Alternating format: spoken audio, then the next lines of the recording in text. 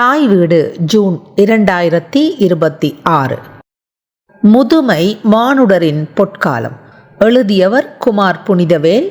வாசிப்பவர் கீதா சத்யகுமார். மனிதரின் வாழ்வை ஆங்கில கவிஞரான ஷேக்ஸ்பியர் 7 பருவங்களாக பிரித்து அதில் இறுதிப் பருவமான முதுமையை 2ஆம் இளமை பருவம் என குறிப்பிட்டார். மனிதர்கள் தமது ஒவ்வொரு பருவத்திலும் ஏதோ ஒரு தேவையை நோக்கி ஓடிக்கொண்டிருக்கின்றார்கள். ஆரம்பத்தில் கல்வியில் சித்தி அடைய வேண்டும் என்ற சிந்தனையை செலுத்தினோம்.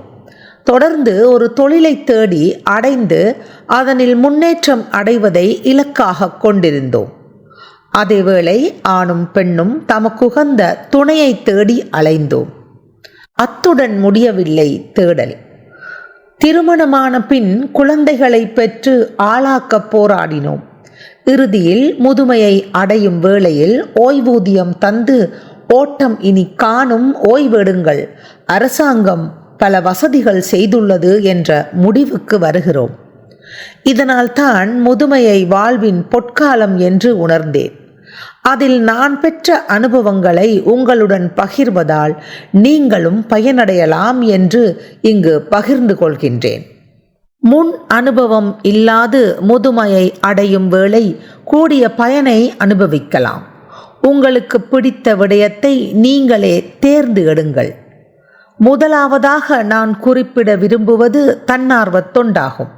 எக்காலத்திலும் உதவி வேண்டி இருப்பவர்களின் எண்ணிக்கைக்கு எல்லையே கிடையாது. அவர்களுக்கு ஆதரவாய் உதவுவதில் மகிழ்ச்சிக்கும் எல்லையே கிடையாது. இன்று டொரண்டோ நகரில் உள்ள பொது ஸ்தாபனங்களில் ஆள் பற்றாக்குறையால் பெரிதும் அவதியுறுகிறார்கள். அது வாசிகசாலையாக இருக்கலாம், அல்லாவிடில் வைத்தியசாலையாக இருக்கலாம், இன்னும் விளையாட்டு திடலாக இருக்கலாம். இப்படியான அமைப்புகளில் ஏதாவது உதவி வேண்டுமா என கேட்கும் முன்பே அழைத்து நன்றி சொல்வார்கள். நீங்கள் உங்கள் நேரத்தை பயனுடையதாக பாவிப்பதுடன் நீங்கள் செய்த உதவிக்கு நன்றி தெரிவிக்கும் வேளை மன நிறைவு ஏற்படும். இத்தகைய தன்னார்வ தொண்டுகள் முதியவர் அமைப்புகளிலும் பராமரிப்பு நிலையங்களிலும் செயற்படுத்தலாம். இரண்டாவதாக, உங்கள் அனுபவத்தை பகிர்வது ஒரு சிறந்த பொழுதுபோக்காகும். அனுபவம் என்பது விலைக்கு வாங்க முடியாது.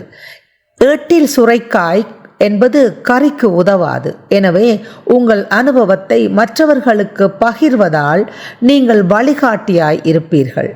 இளம் வயதில் கிரிக்கெட் அல்லது உதைப்பந்தாட்டம் விளையாடி இருந்தால் அருகிலுள்ள மைதானத்தில் அனுசரணையாளராக இருக்கலாம். விலை மதிப்பற்ற நேரம் உங்களிடம் உள்ளது. அனுபவசாலிகளின் சேவை எல்லாருக்கும் தேவை. மூன்றாவதாக நான் குறிப்பிட விரும்புவது பொழுதுபோக்குகள். இதை ஆங்கிலத்தில் ஹாபிஸ் என்பார்கள். இளம் வயதில் நேரப்பளு, வேலைப்பளு மற்றும் பொருளாதார தேவை காரணமாக பல பொழுதுபோக்குகளை தவற விட்டிருப்பீர்கள். அவற்றை நீங்கள் இப்போது செய்து கொள்ளலாம். எடுத்துக்காட்டாக இசை, வரைதல், விளையாட்டு போன்ற பொழுதுபோக்குகளை குறிப்பிடலாம். என் சொந்த அனுபவத்தை இங்கு குறிப்பிடலாம் என்று நம்புகிறேன். நான் ஓய்வு பெற்ற பின் சில பொழுதுபோக்குகளை பயின்றேன். அதில் ஒன்று டெரேரியம் என்னும் போத்தலில் பயிர் வளர்த்தல். இப்படி பயிரை வளர்த்தால் பல ஆண்டுகளுக்கு நீர் ஊற்றாமல் பயிர் உயிரோடு இருக்கும்.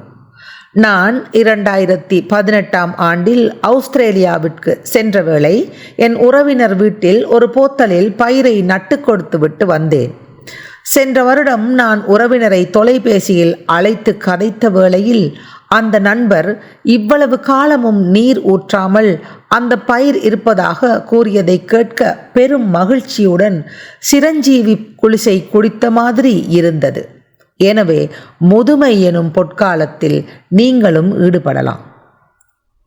நான்காவதாக, மனிதர்கள் குரங்கிலிருந்து பரிணாம வளர்ச்சி அடைந்தவர்கள். ஆனால் நாம் வாழ்ந்த காலம் அனைத்தும் எதையோ நோக்கி ஓடிக்கொண்டே இருந்தோம். கூட்டாக வாழ்ந்த இனத்தவரான நாம் முன்பு சிறு வீட்டில் பெரும் குடும்பமாக வாழ்ந்து வந்தோம். தற்போது பெரிய வீட்டில் தனிமையாக வாழ்ந்து காலத்தை கழிக்கிறோம். கணவன், மனைவி, பிள்ளைகள் கைத்தொலைபேசியில் கதைக்கும் நிலையிலேயே எமது நவீன வாழ்க்கை உள்ளது. இந்நிலையில் முதுமை பருவத்தில் உங்களோடு கதைப்பதற்கு யாருக்கும் நேரம் வராது. இது உங்களது மன அமைதியை குலைக்கும். இதனால் நீங்கள் தொண்டு நிறுவனங்களுடன் சேர்ந்து பொது வேலையில் ஈடுபட்டால் உங்கள் மனதை சிதைவுபடாமல் வைத்திருக்க முடியும். இறுதியாக நான் கூற உள்ள விடயம், இத்தகைய அமைப்புகள் உலகின் பல பாகங்களுக்கு பொழுதுபோக்கு பயணங்களை ஒழுங்கு செய்து அழைத்து போவார்கள். ஒத்த வயதினருடன் இத்தகைய பயணங்கள் மேற்கொள்வது மனதிற்கு உற்சாகத்தையும் உடலுக்கு வலுவையும் சேர்ப்பதனால் இறுதி காலம் பொற்காலமாகும். சூரியன் அஸ்தமிக்கும் வேளையில் வானம் வண்ணங்களுடன் அழகாக காட்சி தருவது போல உங்களது முதுமை பருவம் பொற்காலமாக அமைய வாழ்த்தி முடிக்கின்றேன். நன்றி.